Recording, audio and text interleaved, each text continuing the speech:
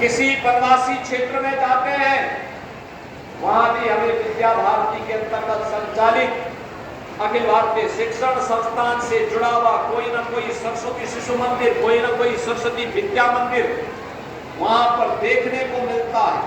और वहां पर जो छात्र अध्ययन करते हैं, वह भले ही वहां के नागरिक हों, लेकिन राष्ट्रीयता के भाव से ओतप्रोत होते हैं। और ये हमारी सबसे बड़ी ताकत होती है कि जो कार्य आजादी के बाद सरकार को करना चाहिए था, जब तत्कालीन सरकारें इसको करने में विफल हुई, तो उस दायित्व को राष्ट्रीय स्वयंसेवक संघ ने स्वीकारा और उस दायित्व के माध्यम से सरस्वती शिशु मंदिरों की श्रृंखला खड़ी करनी प्रारंभ की। और उसकी शुरुआत इसी गोरक्ष प्रांत से प्रारंभ होती है। और आज उसी गोरक्ष प्रांत में सरस्वती शिशु मंदिर के एक नए प्रकल्प को आज इस भूमि पूजन कार्यक्रम के माध्यम से हम आगे बढ़ाने का कार्य कर रहे हैं। आज के इस अवसर पर मैं आप सबसे इसी बात का आह्वान करूंगा, हम सबके जीवन का ध्येय होना चाहिए विकसित भारत। विकसित भारत, विकसित भारत के लिए विकसित उत्तर प्रदेश आवश्यक है। विकसित उत्तर प्रदेश के लिए विकसित बस्ती आवश्यक है। विकसित बस्ती के लिए, विकसित बस्ती के लिए हर गांव को, हर कस्बे को भी आत्मनिर्भर और विकसित बनने की दिशा में प्रयास करना प्रारंभ करना है। वे भी विकसित बने, सबके पास संभावना है। और उत्तर प्रदेश तो, मैं बार बार इस बात को कहता हूं कि उत्तर प्रदेश प्रकृति और परमात्मा का प्रदेश है, उनके असीम कृपा का प्रदेश है। हमारे पास सब कुछ है, सब कुछ है, हम केवल उस भाव के साथ जुड़े।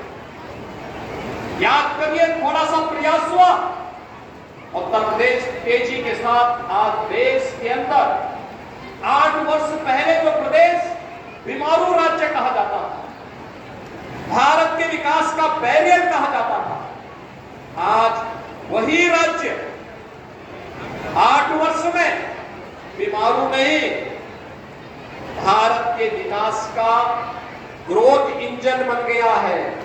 वह उत्तर प्रदेश हर क्षेत्र में जो पहले बॉटम 3 में रहता था, यानी सबसे पीछे के 3 राज्यों में जिस उत्तर प्रदेश की गिनती होती थी, आज उत्तर प्रदेश बॉटम 3 नहीं, टॉप 2 में वह उत्तर प्रदेश आता है। और ज्यादातर योजनाओं में नंबर 1 पर उत्तर प्रदेश आज है। इसलिए क्योंकि एक टीम वर्क में काम, एक टीम वर्क काम है। हमारे सामने लक्ष्य स्पष्ट है, नियत साफ है, और सरकार की नीतियां सबका साथ और सबके विकास के भाव से ओतप्रोत हैं। हमारी ऋषि परंपरा का जो मंत्र रहा है, सर्वे भवन्तु सुखिनः, सर्वे सन्तु निरामया के उस भाव के साथ जब सरकार नीति बनाती है, अपना लक्ष्य स्पष्ट कर देती है, सरकार की नियत साफ होती है, तो परिणाम आने में देर नहीं लगता। और परिणाम आज आप सबके सामने है। उत्तर प्रदेश का परसेप्शन बदला है। मैं पिछले 2 दिन के अंदर लखनऊ में 6000 नौजवानों को नौकरी, सरकारी नौकरी का नियुक्ति पत्र बांट के आया हूं, यानी 2 दिन के अंदर। पिछले 8.5 वर्ष के अंदर, अभी 8.5 वर्ष सरकार के पूरे नहीं हुए, लेकिन इन वर्षों में हम लोगों ने 8.5 लाख से अधिक नौजवानों को सरकारी नौकरी दी है। अभी हाल ही में आपने देखा होगा, उत्तर प्रदेश में 60,200 पुलिस कार्मिकों की भर्ती हुई। बस्ती के भी बहुत सारे नौजवान और बहुत सारी बेटियां भर्ती हुई हैं पुलिस में। मुख्य सेविकाओं की भर्ती हुई, महिला और बाल विकास विभाग में बड़े पैमाने पर भर्ती हुई।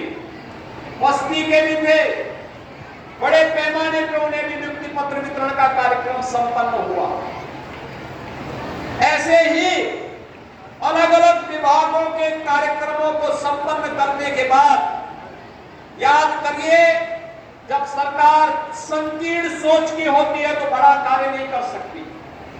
2017 के पहले हमारे पास पुलिस की ट्रेनिंग की क्षमता मात्र 3000 थी। जब हमें 17 में ट्रेनिंग के लिए पुलिस कार्मिकों को भर्ती करना था और उनकी ट्रेनिंग करवानी थी, हमारे सामने चुनौती थी कि हम भर्ती करेंगे तो फिर ट्रेनिंग कहां देंगे। तो हमने मिलिट्री, पैरामिलिट्री और अन्य राज्यों के ट्रेनिंग सेंटर किराए पे लिए। आज मैं कह सकता हूं, जब हमारे 60,244 पुलिस कार्मिक भर्ती हुए तो इन सब की ट्रेनिंग हम उत्तर प्रदेश के अंदर ही करवा रहे हैं और उत्तर प्रदेश पुलिस के अपने ट्रेनिंग सेंटर में करवा रहे हैं। बड़े लक्ष्य को लेकर के सरकार चली, आज परिणाम हम सबके सामने। बड़े लक्ष्य को लेकर के चले, आज निवेश उत्तर प्रदेश में आ रहा है। निवेश का परिणाम क्या? 60 लाख नौजवानों को प्रदेश के अंदर नौकरी मिली। 60 लाख नौजवान जिन्हें नौकरी करने के लिए अन्य राज्यों में जाना होता था, आज उत्तर प्रदेश में ही नौकरी प्राप्त कर रहे हैं। प्रदेश के अंदर अगर कृषि योग्य भूमि है तो उतना ही परंपरागत उद्यम के क्लस्टर भी यहां पहले सैकड़ों वर्षों से बने हुए, लेकिन उपेक्षा के कारण सब बंदी के कगार पर जा चुके। हमने वन डिस्ट्रिक्ट वन प्रोडक्ट के माध्यम से उसको पुनर्जीवित किया, उसको टेक्नोलॉजी के साथ जोड़ा, डिजाइन के साथ जोड़ा, पैकेजिंग के साथ जोड़ा, मार्केटिंग के साथ लिंक किया। परिणाम क्या रहा कि 2 करोड़ नौजवानों को हमने उनके साथ रोजगार के साथ जोड़ने में सफलता प्राप्त की। आप याद करिए, कोरोना कालखंड के दौरान जब उत्तर प्रदेश के कामगार और श्रमिक उत्तर प्रदेश में आए तो हम लोगों ने उनको यहीं पर समायोजित करने में सफलता प्राप्त की। ये चीजें बताती हैं कि हमारे पास सब कुछ था, लेकिन विस्मृति ऐसी हुई कि हम भूल गए कि हम क्या थे। हम भूल गए कि हमारे पास सब कुछ है, हम दुनिया का पेट भरने की क्षमता रखते हैं, दुनिया को रोजगार देने की क्षमता रखते हैं, लेकिन हम उस विस्मृति के शिकार हुए। युवा पलायन करता था। आज उत्तर प्रदेश के युवा को अपने ही गांव में, अपने ही जनपद में और अपने ही क्षेत्र में रोजगार और नौकरी की गारंटी मिल रही है। परिणाम है वह उत्तर प्रदेश की समृद्धि में अपना योगदान दे रहा है। उत्तर प्रदेश देश का ग्रोथ इंजन बन करके नंबर 1 की अर्थव्यवस्था बनने की ओर तेजी के साथ आगे बढ़ा है और यही मार्ग है विकसित उत्तर प्रदेश का। लेकिन विकसित उत्तर प्रदेश में आपकी भी भूमिका होगी, आपके भी गांव की भूमिका होगी। ये प्रयास परिणाम कैसे लाता है?